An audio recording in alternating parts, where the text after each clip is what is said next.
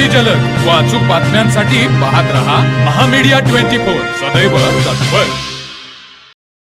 हातकणंगले तालुक्यातील तळंगे लोकनियुक्त सरपंच संदीप पोळ यांच्यावर अविश्वास ठराव मंजूर होऊन पद रिक्त झाले।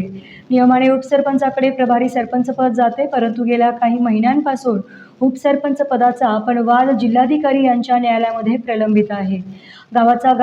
हातकणंगले तालुक्यातील तळंगे लोकनियुक्त सरपंच संदीप पोळ यांच्यावर 13 सदस्य व ग्रामस्थांनी केलेल्या मतदानातून अविश्वास ठराव मंजूर होऊन पद रिक्त झाले।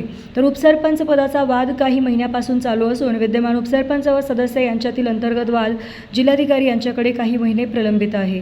त्यामुळे प्रशासक म्हणून NR रामांना यांची जरी नियुक्ती झाली असली तरी कोल्हापूर खंडपीठाच्या निर्णयाने प्रशासकाला आर्थिक व्यवहार करण्यास मनाई असल्यामुळे ग्रामपंचायतीकडून होणारी विकास कामे व कोणत्याही प्रकारचे अत्यावश्यक वस्तू व सेवा खरेदी करता येणार नसल्याने प्रशासक हा फक्त नाममात्र राहणार आहे।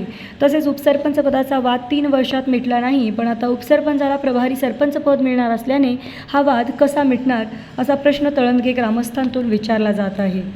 तळंगे गावाचे लोकनियुक्त सरपंच संदीप पोळ हे मनमानी कारभार करतात व विश्वासात घेत नसल्याच्या कारणाने अन्य 13 सदस्यांनी अप्पर तहसीलदार यांच्याकडे अविश्वास ठराव दाखल करून मंजूर केला।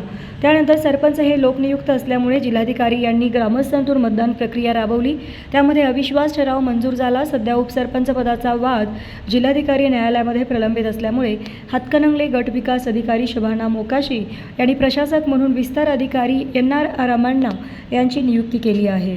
पण प्रशासकांना कोल्हापूर खंडपीठाच्या आदेशानुसार आर्थिक व्यवहार करणे मनाई आहे व ग्रामपंचायतीकडून विकास कामे अत्यावश्यक वस्तू व सेवा खरेदी करता येणार नाही, त्यामुळे प्रशासक हे फक्त नामधारी असणार आहे। सध्या उपसरपंच पदाचा वाद मिटेपर्यंत गावाला प्रशासक राहणार असून उपसरपंच पदाचा वाद वर्षभर मिटला नाही, पण आता उपसरपंचाला प्रभारी सरपंच पद मिळणार असल्याने हा वाद कसा मिटणार असा प्रश्न तळंगे ग्रामस्थांतून विचारला जात आहे। दरम्यान सरपंच संदीप पोळ यांनी अविश्वासाच्या विरोधात जिल्हाधिकारी यांच्याकडे अपील दाखल केले असल्यामुळे याचा परिणाम देखील प्रभारी सरपंच निवडीत होण्याची शक्यता आहे। तर मग चला सबस्क्राइब करायला विसरू नका महामीडिया 24 न्यूज चॅनलला। महामीडिया 24 सदैव तत्पर।